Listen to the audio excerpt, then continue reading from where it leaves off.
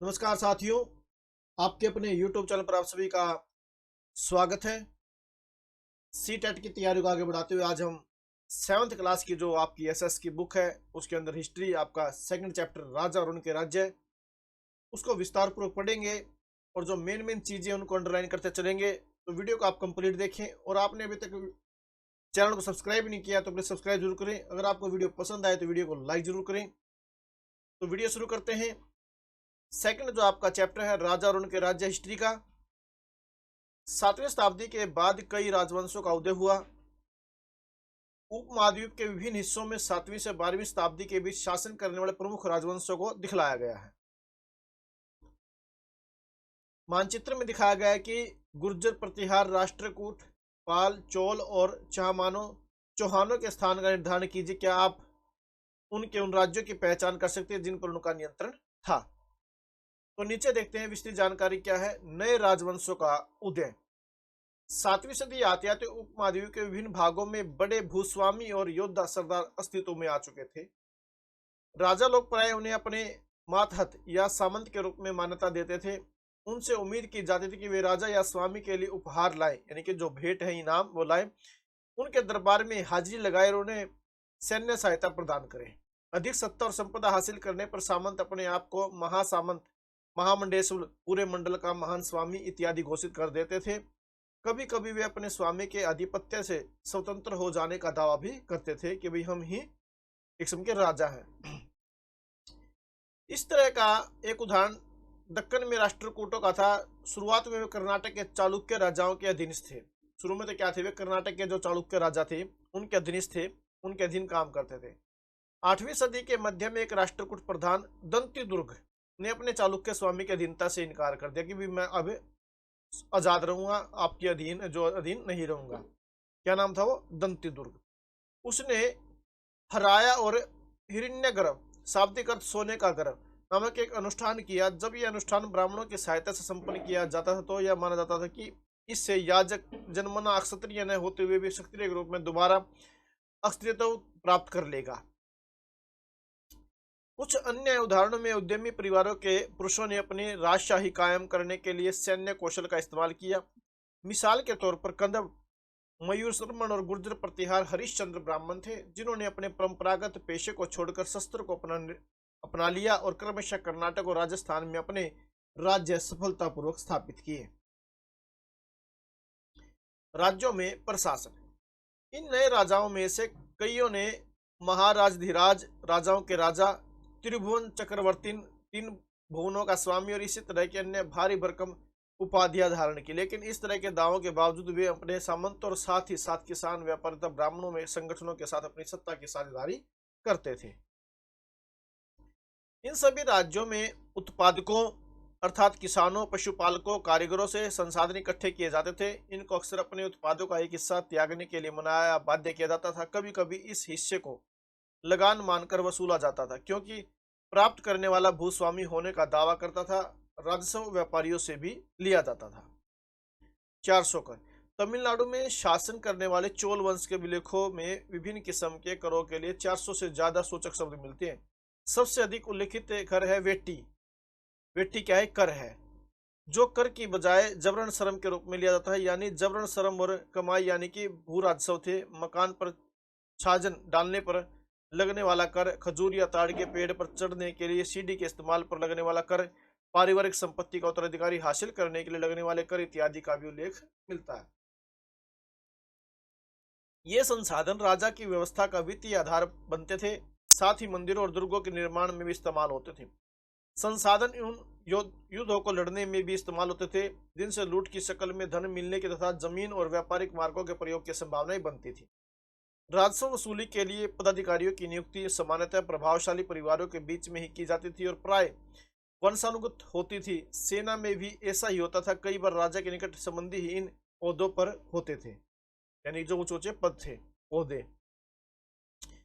प्रशस्तियां और भूमि अनुदान। प्रशस्तियों में ऐसे ब्यौरे होते हैं जो शब्द सत्य नहीं भी हो सकते, लेकिन ये प्रशस्तियां हमें बताती है कि शासक खुद को कैसा दर्शाना चाहते थे। मिसाल के लिए शूरवीर, विजय योद्धा के रूप में ये विद्वान ब्राह्मणों द्वारा रची गई थी, जो अक्सर प्रशासन में मदद करते थे। नागभट्ट की उपलब्धियां। कई शासकों ने प्रशस्तियों में अपनी उपलब्धियों का बखान किया है। वे अपने पिछले साल गुप्त शासक समुद्रगुप्त की प्रशस्ति के बारे में पढ़ा है। राजा लोग प्राय ब्राह्मणों को भूमि अनुदान से पुरस्कृत करते थे। ये ताम्र पत्रों पर अभिलिखित होते थे जो भूमि पाने वाले को दिए जाते थे। भूमि के साथ क्या क्या दिखाया जाता था? 12वीं सदी में एक वृत्त संस्कृत काव्य भी रचा गया जिसमें कश्मीर पर शासन करने वाले राजाओं का इतिहास दर्ज है। इसे कलहन नामक एक रचनाकार द्वारा रचा गया था। कलहन नामक रचनाकार। कलहन ने अपना वृत्तांत लिखने के लिए शिलालेखों, दस्तावेजों, प्रत्यक्षदर्शियों के वर्णनों और पहले के इतिहासों समेत अनेक तरह के स्रोतों का इस्तेमाल किया। प्रशस्तियों के लेखों से भिन्न वह अक्सर शासकों और उनकी नीतियों के बारे में आलोचनात्मक रूप दिखलाता है। इसलिए 12वीं सदी के लिए असाधारण ग्रंथ था। धन के लिए युद्ध। आपने ये गौर किया होगा कि इनमें से प्रत्येक शासक राजवंश का आधार कोई क्षेत्र विशेष था। वे दूसरे क्षेत्रों पर नियंत्रण करने का प्रयास करते थे। एक विशेष रूप से वांछनीय क्षेत्र था गंगा घाटी के कन्नौज नगर। गुर्जर प्रतिहार, राष्ट्रकूट और पाल वंशों के शासक सदियों तक कन्नौज के ऊपर नियंत्रण को लेकर आपस में लड़ते रहे। क्योंकि इस लंबी चली लड़ाई में 3 पक्ष थे, इसलिए इतिहासकारों ने प्राय इसकी चर्चा त्रिपक्षीय संघर्ष के रूप में की। कि भी जो गुर्जर प्रतिहार, राष्ट्रकूट और पाल वंशों शासक सदियों तक कन्नौज के ऊपर नियंत्रण के लिए आपस में लड़ रहे थे, तो इसको किस संघर्ष का नाम दिया गया? त्रिपक्षीय संघर्ष का। शासकों ने बड़े मंदिरों का निर्माण करवा कर भी अपनी सत्ता और संसाधनों का प्रदर्शन करने वाला प्रयास किया। इसलिए जब वे एक दूसरे के राज्यों पर आक्रमण करते थे तो मंदिरों को भी अपना निशाना बनाते थे, जो कभी कभी बहुत अधिक संपन्न होते थे। अफगानिस्तान के गजनी का महमूद ऐसा ही एक शासक है। उसने धार्मिक पूर्वाग्रह से प्रेरित हो उपमहाद्वीप पर 17 बार हमला किया। तो उपमहाद्वीप पर अफगानिस्तान के जो गजनी का महमूद था, उसने कितने बार आक्रमण किया? 17 बार। 1000 से 1025 ईस्वी के बीच में उसने हमला किया। उसका निशाना थे संपन्न मंदिर, जिसमें गुजरात का सोमनाथ का मंदिर भी शामिल था। तो सोमनाथ का जो मंदिर था, प्रसिद्ध मंदिर था, उसके ऊपर हमला किसने किया था? अफगानिस्तानी गजनी का महमूद। महमूद जो धन उठा ले गया, उसका बहुत बड़ा हिस्सा गजनी में एक वैभवशाली राजधानी के निर्माण में खर्च हुआ। युद्ध करने वाले दूसरे राजाओं में चाहमान भी थे, जो बाद में चौहान के रूप में जाने गए। वे दिल्ली और अजमेर के आसपास के क्षेत्र पर शासन करते थे। उन्होंने पश्चिम और पूर्व की ओर अपने नियंत्रण क्षेत्र का विस्तार करना चाहा, जहां उन्हें गुजरात के चालुक्य और पश्चिमी उत्तर प्रदेश के गहडवालों से टक्कर लेनी पड़ी। चाहमान शासक पृथ्वीराज तृतीय 1168-1192, जिसने सुल्तान मोहम्मद गोरी नामक अफगान शासक को 1119 में हराया, लेकिन दूसरे ही साल 1192 में उसके हाथों हार गया। चोल राज्य नजदीक से एक नजर। उरयूर से तंजावुर तक चोल वंश सत्ता में कैसे आया? कावेरी डेल्टा में मुटियार नाम से प्रसिद्ध एक छोटे से मुखिया परिवार की सत्ता थी। वे कांचीपुरम के पल्लव राजाओं के मातहत उरियार के चोल वंशीय प्राचीन मुखिया परिवार के विजाल्य ने 9वीं सदी के मध्य में मुटियारों को हराकर इस डेल्टा पर कब्जा जमाया। उसने वहां तंजावुर शहर और निशुंभ शुद्धनी देवी का मंदिर बनवाया। विजाल्य के उत्तराधिकारियों ने पड़ोसी इलाकों को जीता और उसका राज्य अपने क्षेत्रफल तथा शक्ति दोनों रूपों में बढ़ता गया। दक्षिण और उत्तर के पाडियन और पल्लव के इलाके इस राज्य का हिस्सा बना लिए गए। राजराज प्रथम जो सबसे शक्तिशाली चोल शासक माना जाता है, तो सबसे शक्तिशाली चोल शासक कौन माना जाता है? राजराज प्रथम। 985 में राजा बना और उसी ने इसमें से ज्यादातर क्षेत्रों पर नियंत्रण पर विस्तार किया। उसने साम्राज्य के प्रशासन का भी पुनर्गठन किया। राजराज के पुत्र राजेंद्र प्रथम ने उसकी नीतियों को जारी रखा और उसने गंगा घाटी, श्रीलंका तथा दक्षिण पूर्व एशिया के देशों पर हमला भी किया। इन अभियानों के लिए उसने एक जल सेना भी बनाई। भव्य मंदिर और कांस्य मूर्ति कला। राजराज और राजेंद्र प्रथम द्वारा बनाए गए तंजावुर और गंगईकोंडचोलपुरम के बड़े मंदिर स्थापत्य और मूर्ति कला की दृष्टि से एक चमत्कार है। ये दिए गए नीचे मंदिर दिखाया गया है, जो चित्र नंबर 3 गंगईकोंडचोलपुरम का मंदिर। छत जिस तरह से क्रमशः पतली होती गई, उस पर गौर करें। बाहरी दीवारों को सजाने के लिए पत्थर की जो प्रतिमा अलंकृत की गई, उन्हें भी देखिए। चोल मंदिर अक्सर अपने आसपास विकसित होने वाली बस्तियों के केंद्र बन गए। ये शिल्प उत्पादन के केंद्र थे। ये मंदिर शासकों और अन्य लोगों द्वारा दी गई भूमि से भी संपूर्ण हो गए थे। इस भूमि की उपज उन सारे विशेषज्ञों निर्वाह करने में खर्च होती थी जो मंदिर के आसपास रहते और उनके लिए काम करते थे। पुरोहित, मालाकार, बावर्ची, मेहतर, संगीतकार, नर्तक इत्यादि। दूसरे शब्दों में मंदिर सिर्फ पूजा आराधना के स्थान ही नहीं थे, ये वे आर्थिक, सामाजिक और सांस्कृतिक जीवन के केंद्र भी थे। मंदिर के साथ जुड़े हुए शिल्पों में सबसे विशिष्ट था कांस्य प्रतिमाएं बनाने का काम। चोल कांस्य प्रतिमाएं संसार की सबसे उत्कृष्ट कांस्य प्रतिमाओं में गिनी जाती थी। ये मूर्ति दिखाई गई है। ज्यादातर प्रतिमाएं तो देवी देवताओं की होती थी, लेकिन कुछ प्रतिमाएं भक्तों की भी बनाई गई थी। कृषि और सिंचाई। चोलों की कई उपलब्धियां कृषि में हुए नए विकासों के माध्यम से संभव हुई। मानचित्र टू देखिए, गौर कीजिए कि कावेरी नदी बंगाल की खाड़ी में मिलने से पहले कई छोटी छोटी शाखाओं में बढ़ जाती है। यह शाखाएं बार बार पानी उछलती है, जिससे किनारों पर उपजाऊ मिट्टी जमा होती रहती है। शाखाओं का पानी कृषि, विशेषतः चावल की खेती के लिए आवश्यक आर्द्रता भी मुहैया कराता है। हालांकि तमिलनाडु के दूसरे हिस्सों में कृषि पहले ही विकसित हो चुकी थी, पर 5वीं या 6वीं सदी के में आकर इस इलाके में बड़े पैमाने पर खेती शुरू हो गई। कुछ इलाकों में जंगलों को साफ किया जाना था और कुछ दूसरे इलाकों में जमीन को समतल किया जाना था। डेल्टा क्षेत्रों में बाढ़ को रोकने के लिए तटबंध बनाए जाने थे और पानी को खेतों तक ले जाने के लिए नहरों का निर्माण होना था। कई क्षेत्रों में एक साल में 2 फसलें उगाई जाती थी।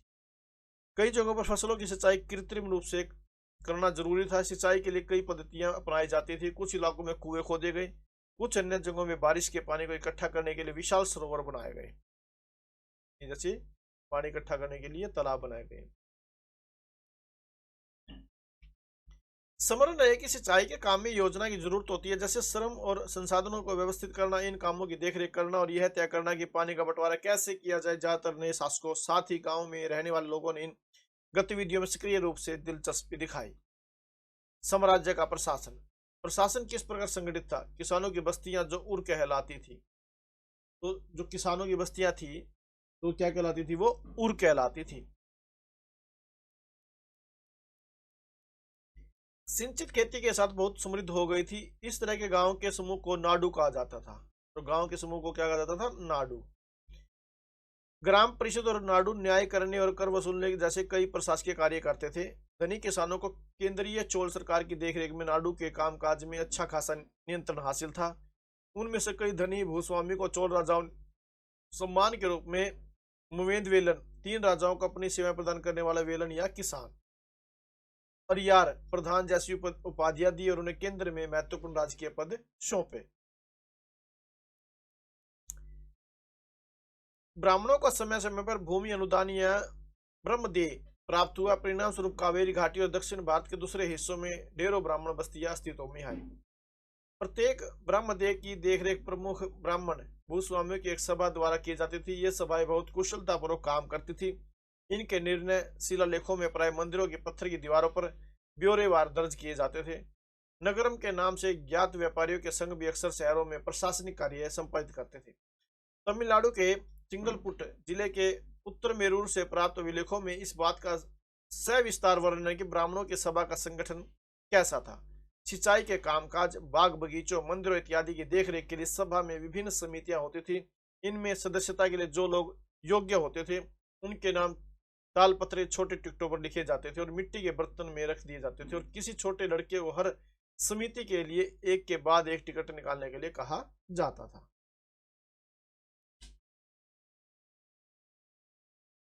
तो ये था आपका लेसन। जो थोड़ी बहुत मेन चीजें थी उनको हमने अंडरलाइन किया ताकि आपका जब एग्जाम हो तो इनको आप आसानी से समझ के पढ़ सके, आपके समय की बचत हो, क्योंकि उस समय रिवीजन का इतना समय नहीं होता। तो आप मोटी मोटी जो चीजें उनको आप देख सकते हैं। अगर आपको वीडियो पसंद आई तो प्लीज वीडियो को लाइक जरूर करें, चैनल को सब्सक्राइब करें और बेल आइकन जरूर क्लिक करें ताकि जो नई वीडियो में लेकर आऊं उसका नोटिफिकेशन आप तक साथ के साथ में पहुंच सके। Thank you very much.